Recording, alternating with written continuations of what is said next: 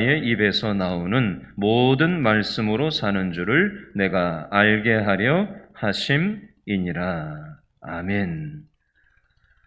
지난 주일 오후 예배를 마치고 나서요, 우리 교회 장로님들하고 저하고 여기 팔당대교 건너가지고 그 양평 가기 전에 양수리라고 있죠. 양수리에 그 두물머리라고 하는 데가 있어요. 가보신 분 한번 손 들어보실래요? 두물머리 가보신 분? 네. 가보세요. 사람들 되게 많더라고요. 지난주에 가보니까. 돈도 안 받아요, 거기는. 왜 이름이 두물머리냐? 금강산에서 흘러내린 북한강하고 강원도 금대봉 기슭 검룡소 발원에서 발원한 남한강의 두 물줄기가 합쳐지는 곳이라고 해서 두물머리라고 하는 이름이 붙여졌다고 합니다. 인류의 역사에도요, 두 가지의 문화가 있는데요. 첫 번째 문화는 농경 문화고요. 두 번째 문화는 유목 문화입니다. 농사 짓는 문화가 있고 한 곳에 살지 않고 계속해서 이동하면서 유목 생활하는 문화가 있다는 거예요. 농사 짓는 농경 문화는요, 성을 쌓고 정착하는 문화고요. 유목 문화는 광야에서 이동하면서 생활하는 것이 유목 문화입니다. 얼마 전에 제가 제일 즐겨하는 프로그램이 EBS에서 나오는 세계 테마기행이라는 프로그램인데요.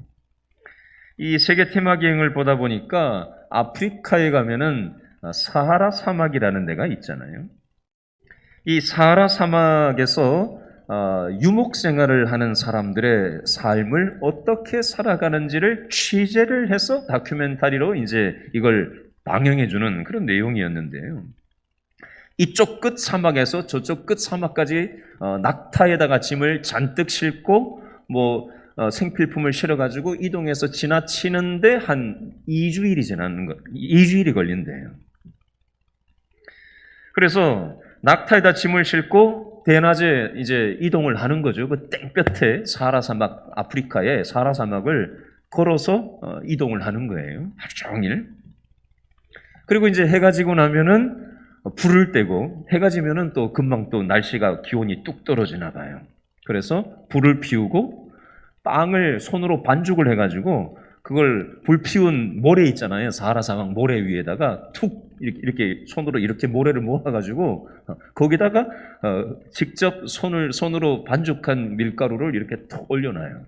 그러면 그 모래가 마치 그 화로처럼 돼가지고 거기에서 빵이 구워지는 그거를 흙을 툭툭툭 모래를 털고는 그걸 먹더라고. 예. 그래서 이 사람들이 이렇게 살아가는구나. 사하라 사막에서도 직접 빵을 이렇게 모래 위에다가 불 피워가지고 그렇게 해 먹는구나. 제가 그걸 보면서 이렇게도 살아갈 수가 있는 거구나. 그렇게 생각을 해보게 됐어요. 여러분, 농경 문화는요, 농사를 지어야 되기 때문에 뭐가 필요하죠?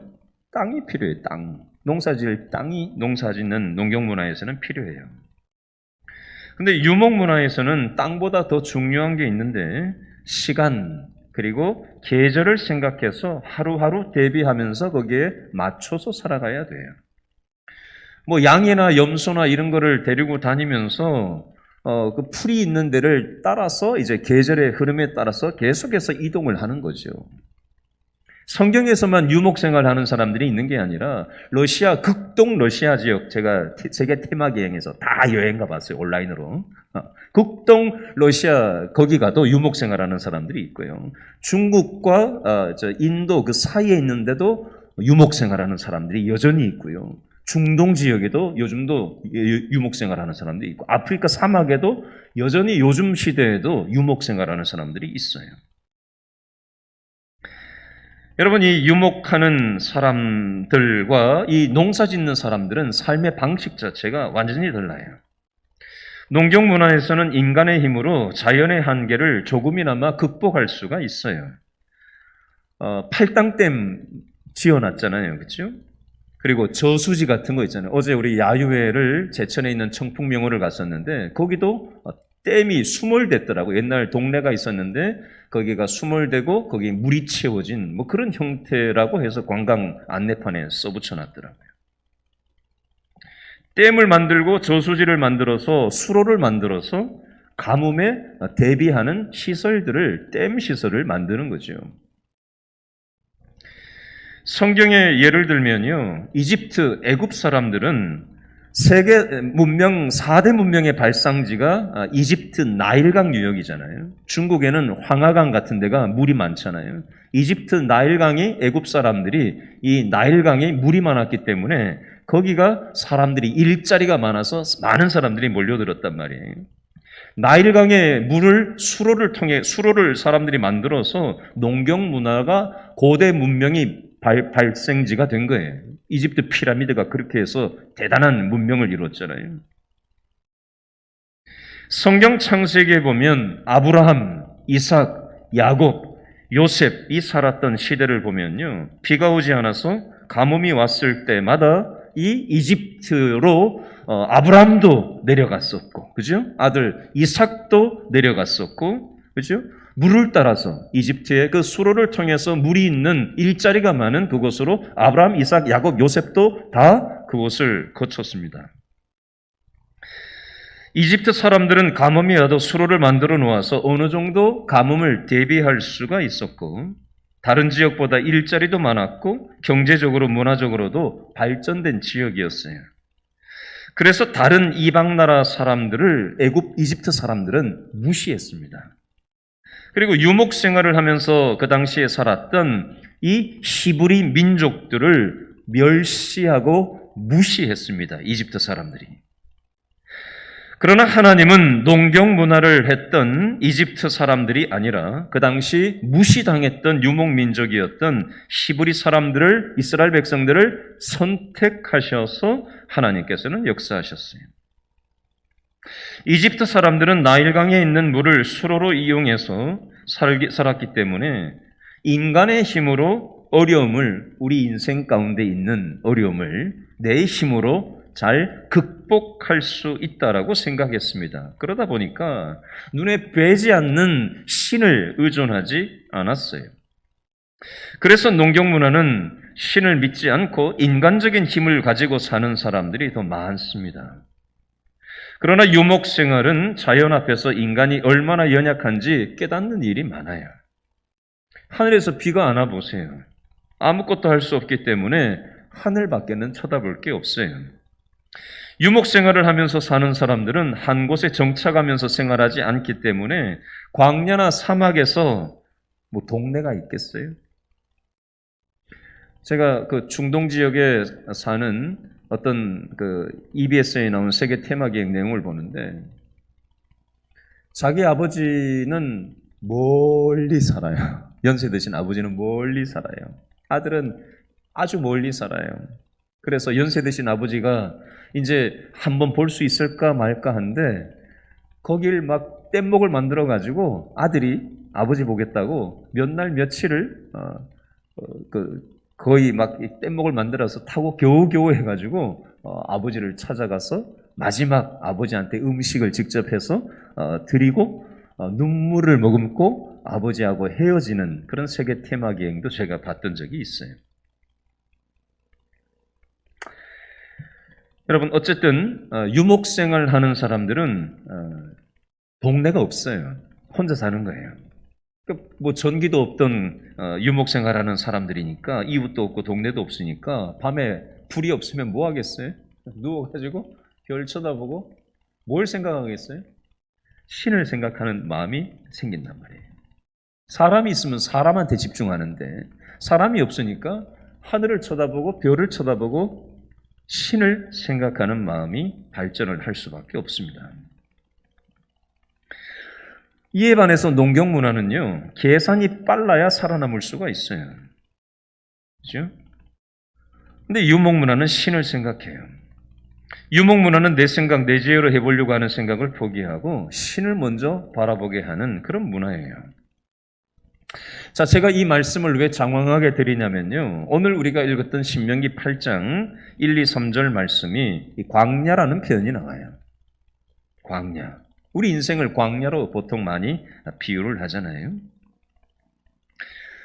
자, 농사 짓는 것이 발전을 하면 우리나라도 옛날에 다 농사 지었잖아요, 대체로. 도시가 어디 있어요? 다 농사 지었잖아요. 그러나 우리나라가 요즘은 대부분이 도시 생활을 하고 있습니다. 읍내만 가도 아파트가 요즘 얼마나, 저희 시골에 가도 아파트가 얼마나 높은 게 많이 올라왔는지 몰라요. 한 2만 명 살아가는 좁은 저희 고향 동네, 시골 동네인데도 아파트가 많이 올라가 있어요.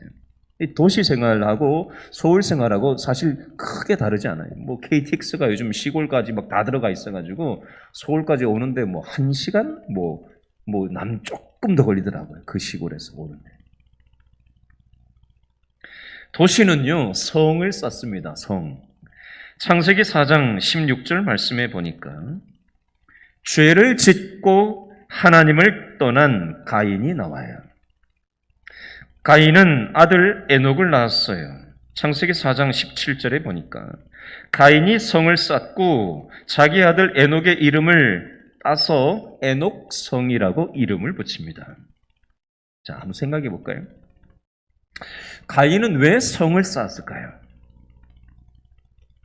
자, 가인이 죄를 짓기 전에는 누구하고 연결되어 있었어요? 하나님하고 에덴 동산에서 연결된 삶을 살았습니다. 그렇죠? 아이가 엄마 뱃속에서 탯줄로 연결되어 있을 때는, 그죠? 엄마한테 영양분을 받잖아요. 전적으로. 그렇죠? 근데 탯줄이 딱 잘리고 나가지고 엄마가 모유를 먹이든지 이유식을 먹이든지 엄마가 있으면 좋은데 엄마 없는 아이는 어떡하죠? 에덴 동산에서 가인이 살 때는 하나님으로부터 탯줄이 연결되어 있을 때는 하나님의 보호 속에서 살았어요, 가인은. 근데 죄 때문에 하나님과 연결되어 있던 영적인 탯줄이 잘려버린 거예요. 그래서 가인은 하나님으로부터 떠나서 살아가게 됐어요. 하나님과 연결되어서 하나님의 영적인 탯줄이 연결되어 있을 때는 하나님이 가인을 보호해 주셨는데, 영적 탯줄이 죄 때문에 끊어지고 나니까 하나님으로부터 분리가 된 거예요. 그러니 하나님의 보호가 없으니 어떻게 해야 돼요? 가인은 내가 내 스스로 내 인생을 책임져야 되는 거예요. 그러니까 내 자신을 보호하기 위해서 방어막을 치는 거예요. 성을 쌓는 거예요. 위험으로부터 자기를 보호하기 위한 성을 쌓는 거예요. 그게 창세기 4장 17절 말씀이에요. 여러분, 농경 문화의 기초를 둔 이 도시 문명은 소유에 집착을 하게 돼 있어요. 내가 얼마나 많이 가졌는가가 곧 힘이 되기 때문에 어떻게 해서든지 많이 모으고 쌓아야 되는 거예요. 또 내가 쌓은 이 재산을 뺏길까 싶어가지고 항상 우리는 걱정, 근심하면서 살아갑니다. 소유에 집착을 하게 되면 사람이 폐쇄적인 마음이 돼요. 인간관계에 담을 쌓습니다. 성을 쌓아요. 마음의 성을 쌓습니다. 땅에 금을 그어요. 이건 내 소유야, 이건 내 권리야 라고 주장을 합니다. 선을 넘어오기만 봐라. 내 자존심을 건드리기만 건드려봐라. 가만히 있지 않겠다 이거죠. 그런 생각을 가지고 우리는 살아갑니다. 그러다 보니 도시 문명은 나누면서 살아가기보다는 끊임없는 경쟁과 전쟁이 대포를 쏘는 것만 전쟁이 아니에요. 인간관계 속에서 우리는 끊임없는 경쟁심, 끊임없는 자존심의 싸움, 부부간에도 자존심의 싸움, 그죠? 형제간에도, 직장 동료 간에도, 교회 안에서도 끊임없는 시기, 질투, 경쟁, 전쟁이 끊이지를 않아요. 성을 쌓아놓고 내 거, 네 거 건드리면 바로 전쟁이 일어나는 거죠. 공격해서 얻고 나면은 또 이걸 뺏기지 않으려고 또 바로 방어를 해야 돼요. 성을 쌓는 인간의 역사에는 끊임없는 전쟁의 연속이 일어납니다. 그러다 보니까 우리는 안정이 없고 평화가 없어요. 항상 마음이 불안해요. 두려워요. 의심해요. 그러면서 살아가는 거예요. 행복하기 위해서 성을 쌓았는데 마음이 여전히 행복하지가 않아요. 나를 지키기 위해서 내가 어떤 성이나 어떤 선을 지어놓고 살아가는데 그 성이 내 인생을 오히려 가두는 감옥같이 되어버렸어요.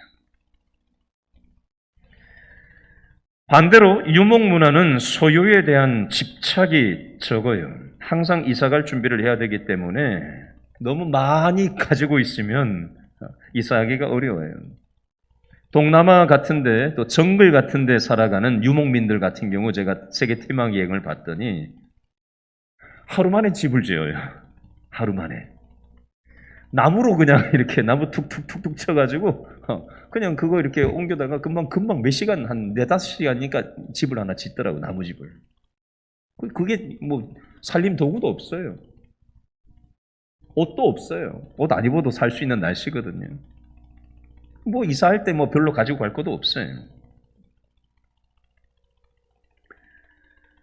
소유를 최대한 단순하게 하고 필요 이상의 것은 다른 사람들과 나누면서 살아가는 게 유목문화예요. 여러분 뉴스 보셨는지 모르겠는데 어제 이런 뉴스가 나왔어요. 29살짜리 아가씨가 지인들하고 식당에서 밥을 먹다가 쓰러졌대요. 그러고는 의식이 돌아오지 않는 상태가 됐다는 거예요. 어제 저녁에 제가 뉴스를 식당에서 밥 먹다 말고 쓱 어떻게 하다 보다 보니까 이게 딱 보이더라고요. 그렇게 해서 어떻게 했냐, 100명 이상에게 자기의 장기를 다 나누어주고 사망했다는 뉴스가 어제 나왔어요. 29살 아가씨.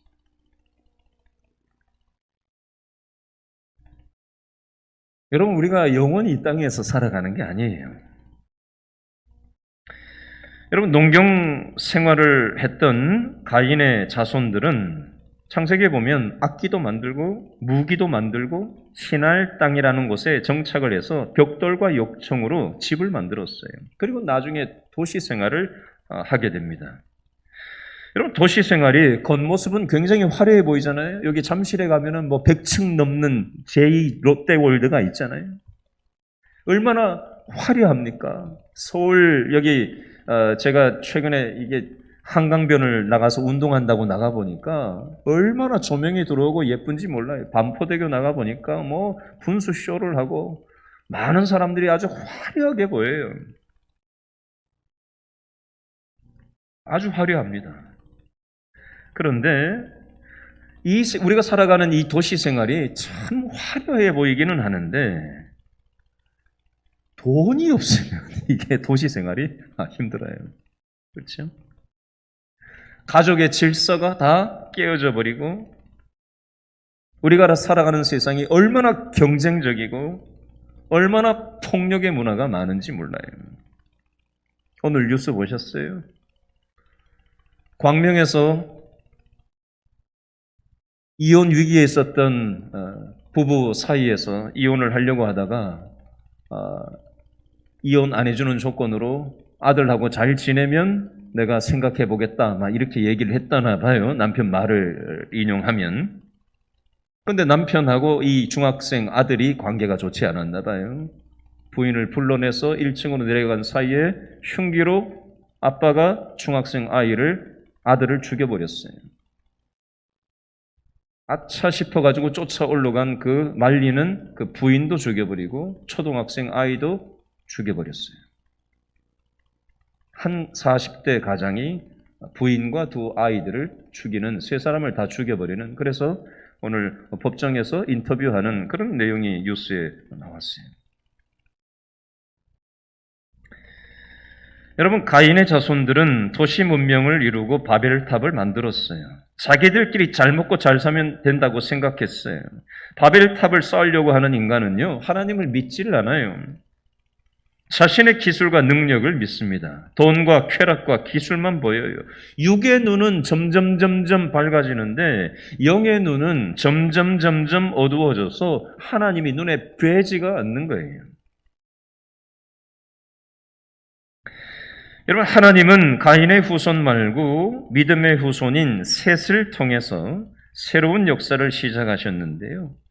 창세기 4장 26절을 한번 찾아서 읽어볼까요? 창세기 4장 26절, 요거 꼽아 놓으시고 창세기 4장 26절 한번 찾아서 읽어봅니다. 창세기 4장 6절 말씀 다 같이 시작. 셋도 아들을 낳고 그의 이름을 에노스라 하였으며 그때의 사람들이 비로소 뭘 불렀다? 여호와의 이름을 불렀더라. 창세기 4장 26절 여호와의 이름을 불렀더라.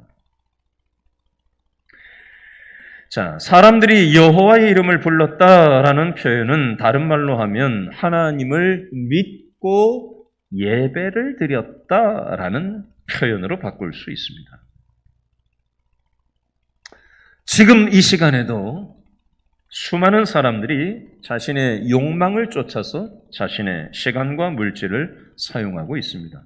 우리는 물론 욕망을 추구할 때도 있어야 되겠죠. 그러나 하나님께 예배드림 없이 욕망만을 추구하는 것은 곤란하겠죠. 가인의 후손들은 성을 쌓고 악기를 만들고 무기를 개발하고 세상의 문명을 발전시키는 것에만 관심이 있었지만요. 방금 창세기 4장 26절에 보니까 셋의 후손들은 하나님께 예배하는 것에 관심이 있었다라고 돼 있어요. 자, 우리 옆 사람에게 한번 인사하겠습니다. 이렇게 한번 인사하시죠. 우리는 믿음의 후손입니다. 아멘. 예, 셋의 후손은 하나님께 예배하는 것에 관심이 있었어요. 여러분, 하나님의 역사는요, 어떻게 시작이 될까요? 따라합니다. 하나님의 역사는 하나님께 예배하는 사람을 통해서 시작됩니다.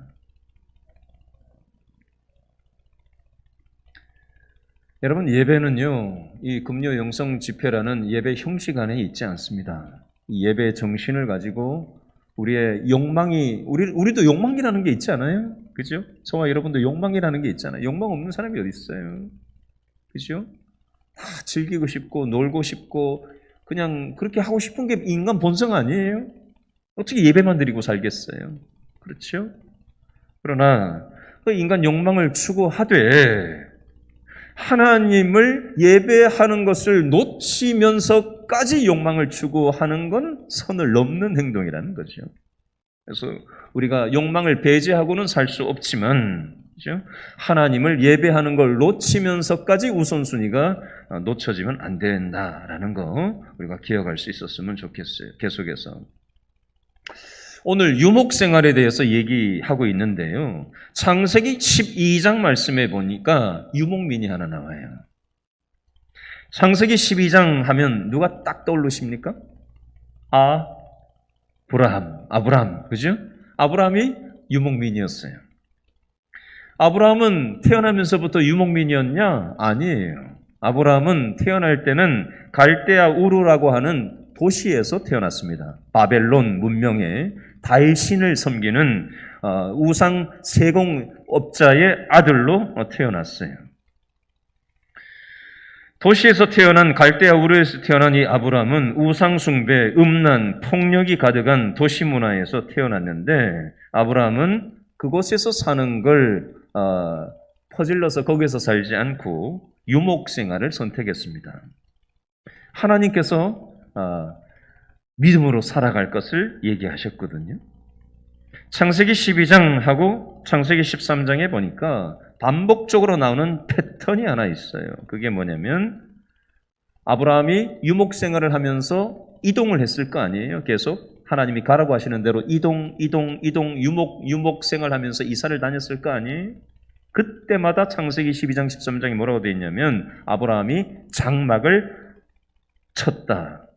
그 다음에 제단을 쌓았다 라는 표현이 나오는데요. 이거는 이사 가서 뭐 했다는 얘기예요? 예배했다는 표현이에요.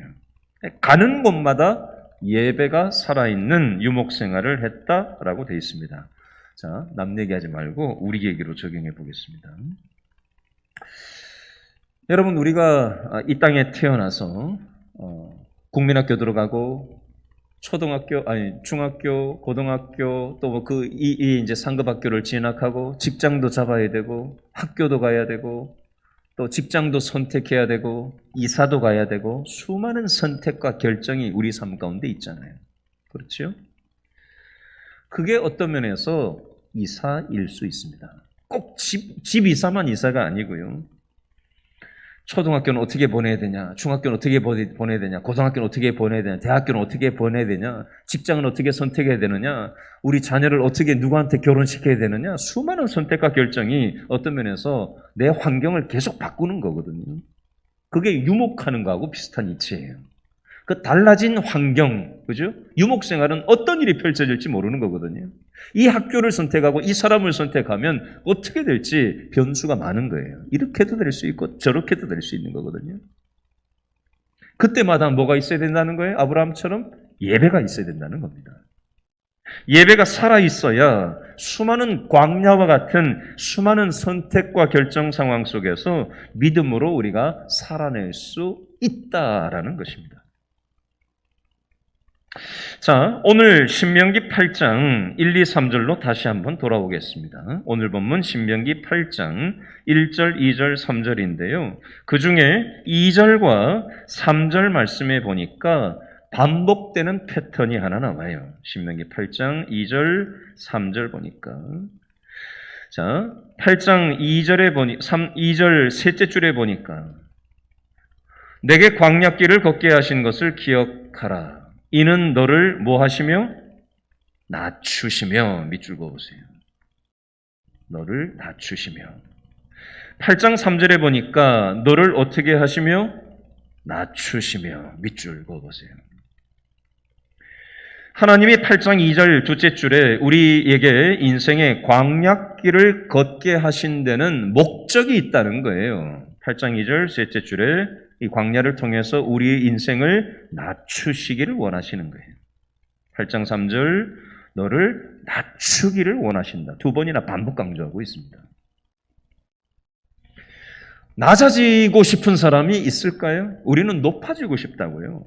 높은 자리에 가고 싶고요. 다른 사람을 내려보고 싶지 올려다보고 싶은 사람이 없다고요. 본성이.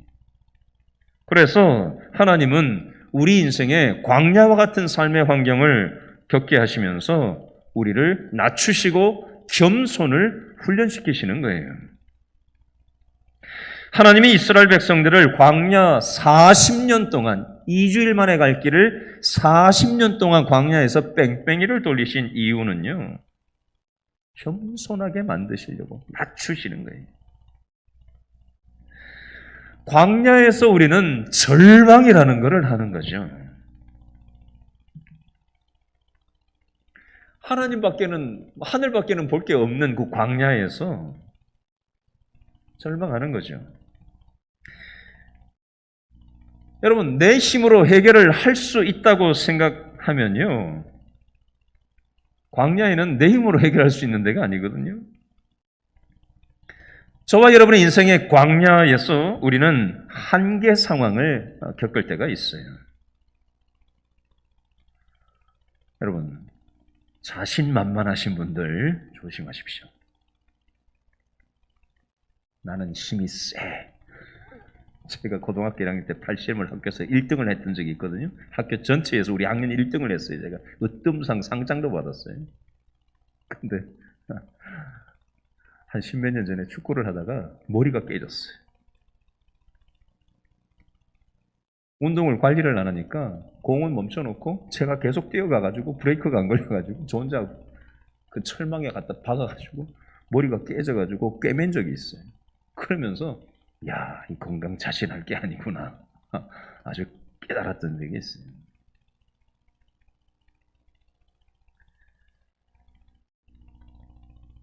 여러분, 자신만만한 사람,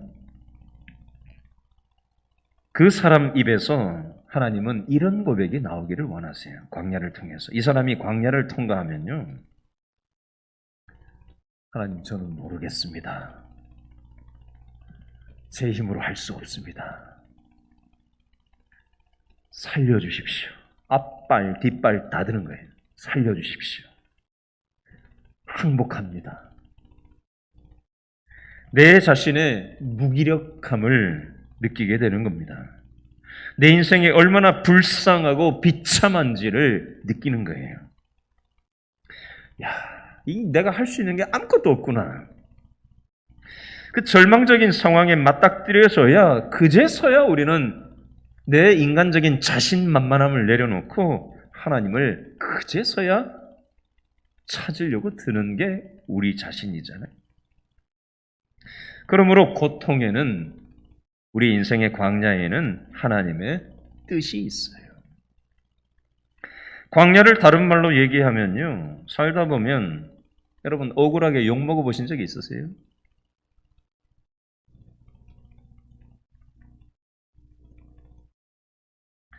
경제적으로 아주 끝까지 한번 가보신 적이 있으세요? 건강을 잃어보신 적이 있으십니까? 자식이 속을 썩여가지고 답이 없었던 거 경험해 보신 적이 있으세요? 믿었던 사람이 내 뒤통수를 치고 어떻게 저 사람이 나한테 이렇게 얘기할 수 있지 싶은 그런 어떤 말을 들어본 적이 있으십니까?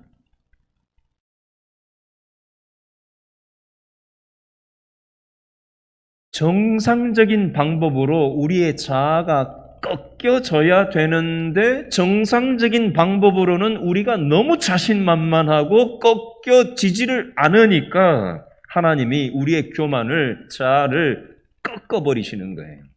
그게 광야예요. 이때 우리는 절망하거나 낙심하지 말아야 합니다. 왜냐하면 하나님은 우리에게 겸손을 가르치고 계시기 때문이에요. 이때 우리는 어떻게 얘기해야 되나? 하나님, 저는 부족합니다. 저는 잘 모르겠습니다. 내가 맞다고 생각하고 있었는데 제가 틀린 것 같습니다. 아니, 틀렸습니다. 제가 잘못했습니다. 회개합니다. 용서해 주십시오. 만약에 인생의 광야가 우리에게 맞닥뜨려지고 있는데도 여전히 내 자아 충만으로 인해서, 교만하여서, 겸손하지 못하여서 낮아지는 게 싫어서 끝까지 버팅기면서 나는 부족하지 않아, 나는 똑똑해, 나는 항상 옳아, 난 잘못한 게 없어, 이런 태도를 취한다면 아직도 자아가 꺾이지 않았기 때문이에요. 세상에서는요, 이런 식으로 말하면 저 사람 못난 사람이라고 얘기할지 모르겠어요. 그런데 하나님 앞에서 겸손한 사람은요, 자신의 약한 모습을 인정하고 드러내는 것을 부끄러워하지 않습니다.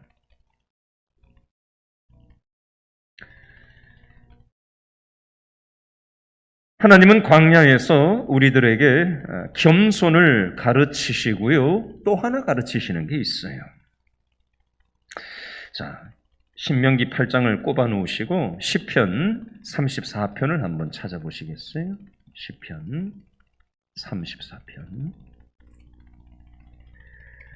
18절 말씀. 자, 구약성경 826페이지 시편 34편 18절 말씀. 826페이지 시편 34편 18절 말씀. 다 같이 읽습니다. 시작. 여호와는 마음이 어떤 자를? 상한 자를 어떻게 해주시고 가까이 하시고 충심으로 통회하는 자를 구원하시는도다. 여호와는 어떤 자? 마음이 상한 자를 가까이 해주신대요.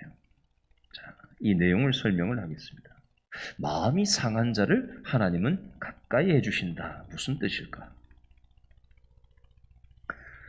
여러분, 언제 은혜가 충만하고 뜨거운 예배를 경험하게 되는지 아십니까?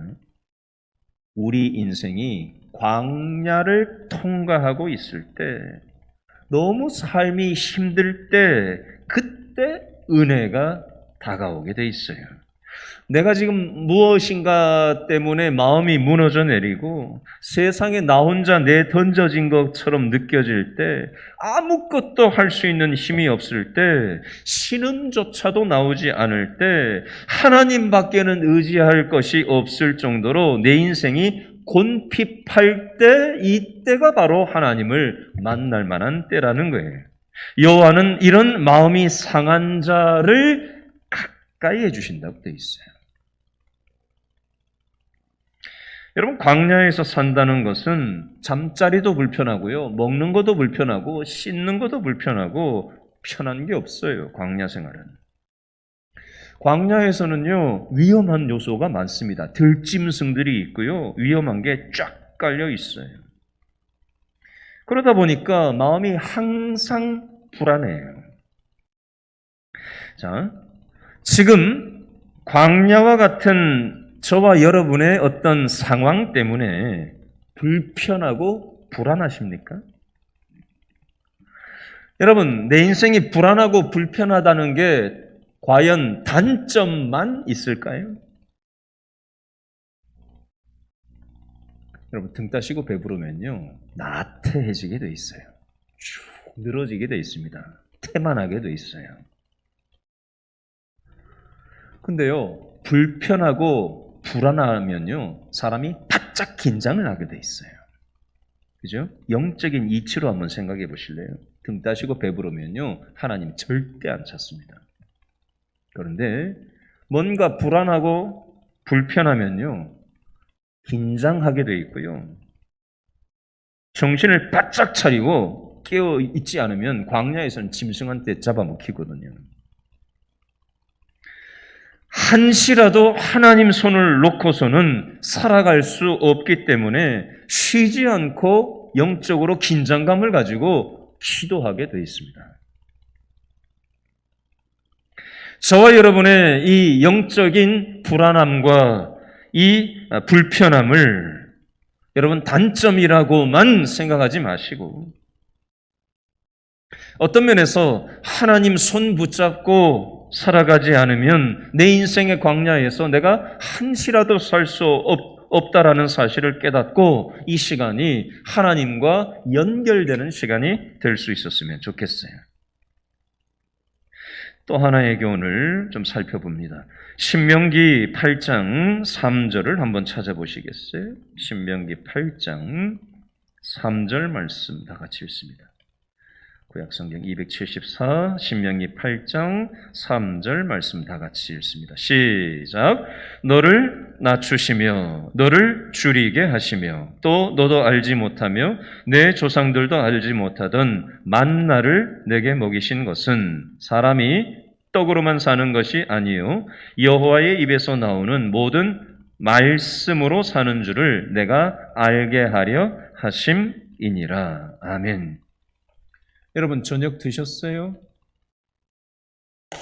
저녁 드셨어요? 여러분, 밥 굶고 며칠이나 견뎌 보셨어요? 밥 안 먹고 며칠 버텨 보셨어요? 3일?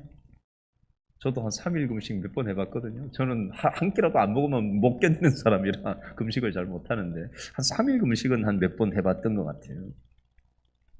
근데 저희 아이가 어렸을 때 영양실조에 걸렸던 적이 있어요. 뭐 저희 사모나 제가 밥을 안 먹였겠어요? 먹이려고 하는데 안 먹는 걸 뭐 어떡할 거예요. 그래서 병원까지 가가지고 어렸을 때 수액을 맞췄던 적이 있거든요.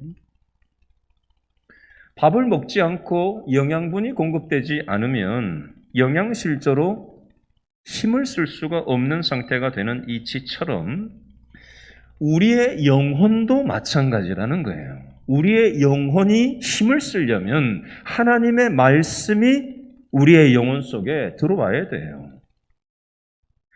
하나님의 말씀을 우리가 공급받지 않으면 우리는 영적인 영양실조에 걸려서 영적인 병이 들고 영적으로 쓰러져 버리게 된다는 겁니다. 자, 오늘 신명기 8장 2절에 보니까 우리가 광야에 대해서 지금 계속 얘기하고 있는데 광야를 히브리 말로요. 미드바르라는 말을 씁니다. 미드바르라는 히브리어예요. 그런데 방금 얘기했던 8장 3절에 나오는 하나님의 이 말씀은 히브리어로 뭐라고 얘기하냐면 다바르라고 얘기해요. 광야는 미드바르, 하나님의 말씀은 다바르, 엇비슷하죠. 미드바르, 다바르, 뒤에가 엇비슷하죠. 자, 이 광야라는 말의 원뿌리와 하나님의 이 말씀이라는 원뿌리가 한 뿌리에서 파생됐다라는 걸 알 수가 있습니다. 이걸 통해서 우리는 뭘 알 수가 있냐? 광야는요, 저와 여러분의 인생의 광야는요, 쓰라린 시간들은요, 뭐 하는 곳이라는 거예요? 그 장소에서 하나님의 뭘 듣는 장소예요? 하나님의 말씀을 듣는 시간이에요. 여러분, 이 핵심입니다. 저와 여러분의 쓰라린 인생의 이 광야와 같은 삶의 상황은 하나님의 말씀을 경험하고 듣는 시간이에요.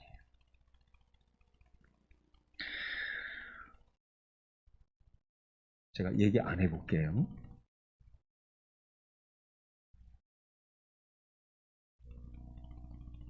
조용하죠.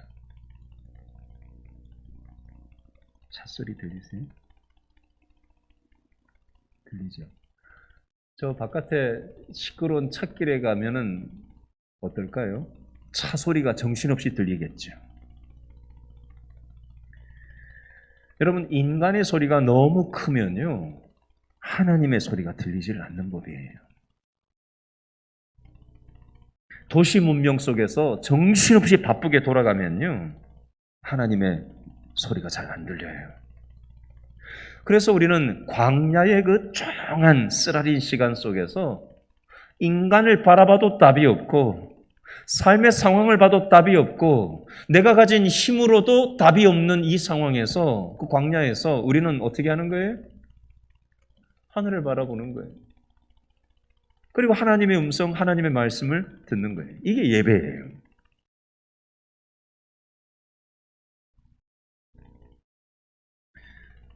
제가 최근에 어떤 글을 보는데 이런 표현이 있더라고요. 어떤 노래 가사를, 외국 노래를 인용을 해서 이제 그걸 번역을 해놨는데 이런 어떤 의미로 돼 있어요. 풀이 자라는 소리를 들어봤냐? 뭐 이런 의미예요. 여러분, 풀이 자라는 소리를 여러분 들어보신 적이 있으세요? 풀이 자라는 소리가 들려요? 그 노래에서는 뭘 얘기하려고 하는 거냐면, 저도 운전을 항상 제가 직접 하고 보통 많이 다니기 때문에 운전을 하다 보면요, 옆에 있는 걸 못 봐요. 앞만 보고 운전을 하잖아요. 그죠? 운전을 하는데 시선을 여기 보고 있으면 사고가 나죠. 그 시선이 항상 전방을 주시한단 말이에요. 그죠? 그러면 옆에 있는 나무도 못 보고요. 사람들도 그냥 스쳐서 대충 보는 거예요. 그렇죠? 우리가 가정생활을 하고 직장생활을 하고 정신없이 막 급하게 살다 보면요, 하나님을 제대로, 하나님이 어떤 일들을 하고 계시는지를 놓치면서 살 때가 많아요. 풀이 자라는 소리를 들어봤냐라고 하는 이 노래 가사처럼 우리가 예배를 통해서 어떤 소리를 듣는 거냐면 하나님의 소리를 듣는 시간이에요. 정신없이 살다가 하나님의 소리를 듣지 못하고 우리는 정신없이 일상을 살아가는데 예배 이 시간을 통해서 우리는 하나님의 소리를 듣는 시간이에요. 하나님이 내 가정에서 어떤 일들을 지금 하고 계신지 하나님께 여쭈어보고 내 직장과 일상 속에서 어떤 일들을 하나님이 하고 계시고 하기를 원하시는지를 여쭈어보고 듣는 시간. 그래서 하나님의 마음을 알고 하나님이 원하시는 대로 살아갈 힘을 또 얻는 시간. 이게 예배 시간이에요. 아셨죠?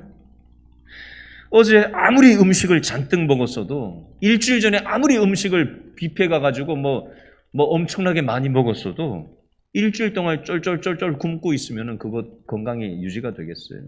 일주일 하루 엄청 먹고 10일을 아무것도 안 먹고 엄청 먹고 나가지고 한 달을 아무것도 안 먹고 이런 식으로 먹어가지고 이게 건강이 유지가 되겠어요? 여러분, 오늘 신명기 8장 3절에 나오는 영적인 만나도 마찬가지 이치예요. 옛날에 어디 가서 은혜 많이 받았다? 그건 영적인 뷔페를 먹은 거예요. 그거 가지고 오늘을 우리가 믿음으로 살 수는 없어요. 옛날에 내가 신앙 좋았는데 이런 거 자꾸 울고 먹지 마세요. 오늘을 우리가 건강하게 믿음으로 살아가려면 오늘 하나님의 음성이 들려야 돼요. 오늘 성경 말씀을 내가 먹어야 됩니다. 아셨죠? 설교를 통해서 예배를 통해서 설교 듣는 것만 가지고 버티려고 하지 마시고 내가 직접 말씀을 먹어야 돼요. 그래야 영적으로 건강한 단단한 신앙생활을 할 수가 있습니다. 마지막 마태복음 6장 34절에 보니까 그러므로 내일 일을 위하여 염려하지 말라. 내일 일은 내일이 염려할 것이요 한 날의 괴로움은 그 날로 족하니라. 우리는 앞으로 내 삶이 어떻게 될까 염려, 근심, 걱정될 때가 많아요. 그렇죠? 근데 우리가 이 말씀을 통해서 어떤 교훈을 받아야 되냐? 우리는 나중을 자꾸 가지고 와서 오늘 걱정하고 앉아있지 말고 지금 이 순간을 우리가 믿음으로 생각하고 믿음으로 마음을 먹고 하나님의 말씀을 붙들고 이 순간을 믿음으로 반응하고 믿음으로 반응하는 순간이 모이다 보면 그게 우리의 미래가 되는 겁니다. 지금 이 순간을 믿음으로 반응하지 않고 믿음으로 쌓아나가지 않는데 어떻게 믿음의 결과가 열매가 맺히겠어요? 지금 믿음으로 반응하고 지금 믿음으로 생각하고 지금 믿음으로 말씀이 나한테 딱 있어야 이게 쌓이고 쌓여서 믿음의 미래가 열리는 거 아니겠어요? 그러므로 우리는 미래를 염려하지 말고 지금 나의 광야와 같은 삶의 상황 속에 처해져 있지만 하나님이 나를 연단하시는 거다. 하나님께서 나를 함께 하기를 원하시는 거다 생각하시고 하나님께서 주신 약속의 말씀을 붙잡고 오늘 믿음으로 반응하는 예배하며 하나님과 연결되는 저와 여러분 될 수 있기를 바랍니다. 자, 말씀 붙잡고 우리가 기도했으면 좋겠는데요. 아까 찬양했던